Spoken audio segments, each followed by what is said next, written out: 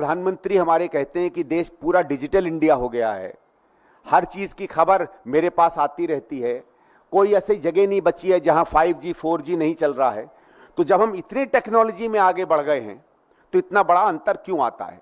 फिर एक और आंकड़ा इलेक्शन कमीशन ने दिया, जो खुद वो आंकड़े का जवाब ही इलेक्शन कमीशन की इस पूरी प्रक्रिया पर सवाल खड़ा करता है।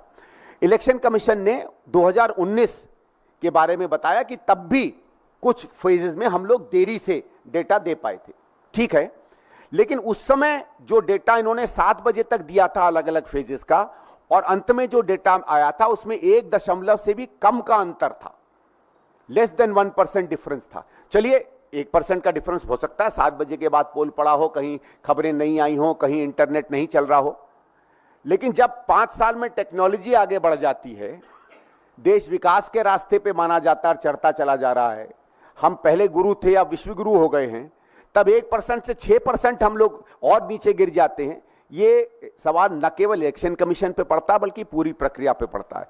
और दुर्भाग्य की बात यह है कि इलेक्शन कमीशन ने बार बार जब उनको इन आंकड़ों को उनके सामने रखा गया तो उन्होंने इस बात को ठीक नहीं माना कि वो किसी भी तरह इसमें कोई जवाबदेही बनाए। ठीक है, वो संवैधानिक संस्था है, लेकिन जब संवैधानिक संस्था के काम इस देश की जमहूरियत और लोकतंत्र पर सीधा सीधा असर करते हैं और लोगों के अंतर में ये बड़ा सवाल आता है, तो मुझे लगता है इलेक्शन कमीशन की ये जिम्मेवारी बनती है कि इस पर वो अपनी बात या अपना पक्ष रखें। फिर इसी वोट फॉर डेमोक्रेसी ने एक बड़े इंटरेस्टिंग आंकड़े को सामने रखा। उन्होंने तमाम कॉन्स्टिट्यूंसियों में देखा कि क्या वोट का जीतने का या हारने का अंतर था, और उन्होंने देखा कि 89 ऐसी कॉन्स्टिट्यूंसीज हैं जिसमें अगर ये वोट परसेंटेज बढ़ा नहीं होता तो वोट परसेंटेज जो बढ़ा है और भारतीय जनता पार्टी के जीतने के बीच में जो अंतर है उसकी प्रतिद्वंदी नंबर 2 की पार्टी से, वो उससे ज्यादा पड़ता है। यानी अगर ये माने कि पूरी की पूरी ये जो वोट बढ़े थे इसमें शायद अगर कोई धांधली हुई है, तो ये मान लीजिए कि 89 सीटें ऐसी हैं जो भारतीय जनता पार्टी इस मैनिपुलेशन से जीती है। चलो मान लेते हैं 89 नहीं, ये मान लेते हैं कि 6.5% नहीं, 1% तो नॉर्मल होता था, तो उसको आप 6% मान लीजिए, 5.5% मान लीजिए, 5% मान लीजिए, तब भी 55 से 60 सीटें ऐसी हैं जिस पर संदेह का एक सवाल खड़ा होता है। अगर आप 50-55 सीटें इसमें भारतीय जनता पार्टी की कम कर देते हैं और उनकी विरोधियों पार्टी की बढ़ा देते हैं, तो आप खुद ही समझ सकते हैं कि उसके बाद जब 4 तारीख के बाद शपथ ली जाती तो किस दल का या किस समूह का इंसान जो है प्रधानमंत्री बनता। तो मेरे ये सीधे सीधे सवाल इलेक्शन कमीशन से बनते हैं कि ये रिपोर्ट बहुत ही डिटेल में, मैं आप लोगों से आग्रह करूंगा इस रिपोर्ट को देखें, उसके कुछ ही पन्ने में लाया हूं। उन्होंने कॉन्स्टिट्यूंसी वाइज इसका विश्लेषण किया है, फेज वाइज विश्लेषण किया है, राज्यवार किया है, पार्लियामेंट्री सीट वाइज किया है, और दिखाया है कितने कितने अंतर से कौन कौन जीता और कहां कहां ये जो वोट परसेंटेज बढ़े हैं।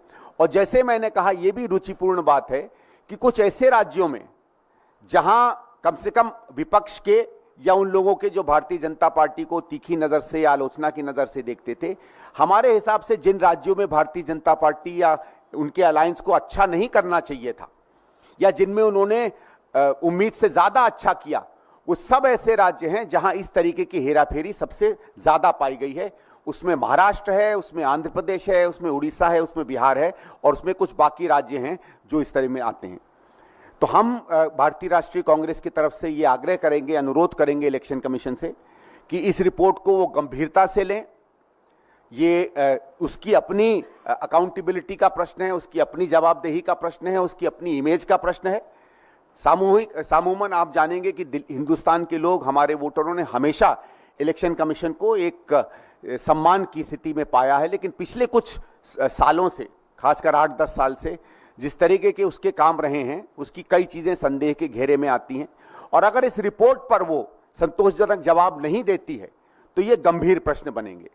मैं आशा करूंगा कि चाहे इस बात से, चाहे और जो तमाम नागरिक समूह उससे ये सवाल पूछ रहे हैं, वो अपनी जवाबदेही मानेंगे और सवाल देंगे।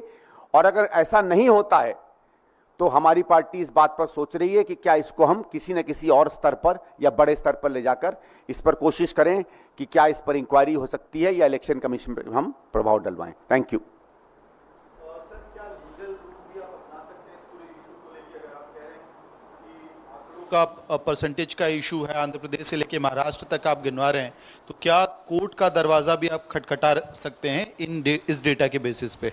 देखिए, ये हो सकता है, लेकिन ये थोड़ा पेचीदगी वाला मामला है, क्योंकि कई बार हमने देखा है कि जब ऐसे सवालों को हम कोर्ट के सामने ले जाते हैं तो कोर्ट कहते हैं कि नहीं, हम इसको इलेक्शन कमीशन पे रखेंगे। तो मैं तो ये आशा करूंगा कि इलेक्शन कमीशन ही गंभीरता से इस प्रश्न को देखे, लेकिन अगर नहीं होता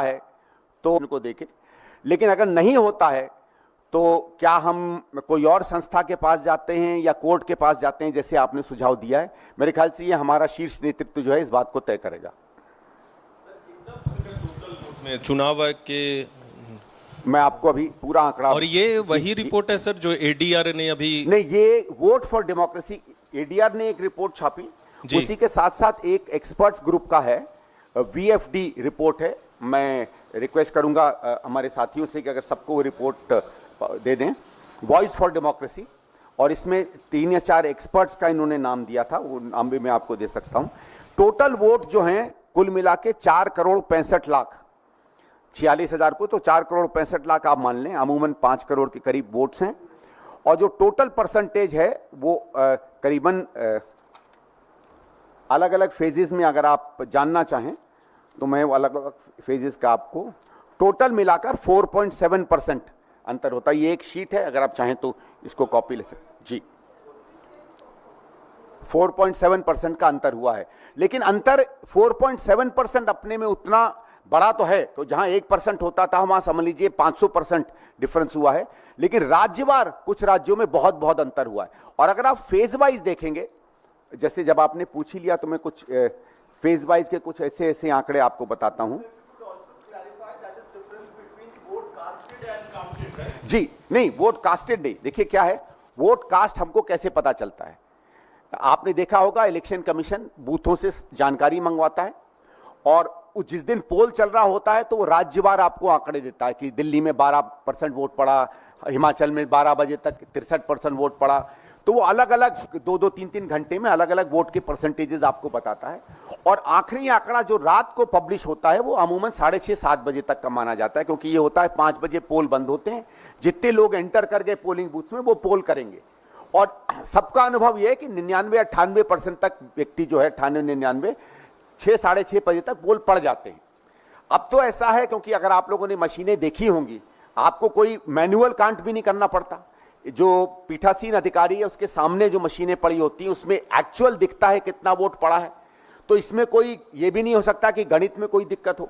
उनके पास, मुझे मालूम है कि उनको हर 2 घंटे में या 3 घंटे में वाया व्हाट्सएप या जो भी उनका कम्युनिकेशन सिस्टम होगा, उन्हें अपने अपने स्टेट इलेक्शन कमीशन और स्टेट इलेक्शन कमीशन से जहां एग्रीगेट होता है नेशनल कमीशन की तरफ, उनको आंकड़े भेजने पड़ते हैं कि इस समय तक इतनी पोलिंग हुई है। तो जब इतनी एग्जैक्टनेस और इतनी स्पेसिफिसिटी पूरे सिस्टम में है, तो 4-5% का अमूमन, और कुछ कुछ जगहों पे 12-12, 15-15, 16-16% का कहां से अंतर हो सकता है? और अगर आप देखें तो ये कोई बियाबान जंगल के राज्य नहीं है, इसमें आंध्र प्रदेश है, इसमें उड़ीसा है, इसमें महाराष्ट्र है। तो ये भी नहीं बात चल सकती कि साहब इंटरनेट्स नहीं काम कर रहे थे, सिस्टम्स नहीं काम कर रहे थे। तो ये अपने में सवाल बनता है कि है मामला बहुत गंभीर। कुछ जैसे मैं आपको छोटे एग्जाम्पल देता हूं।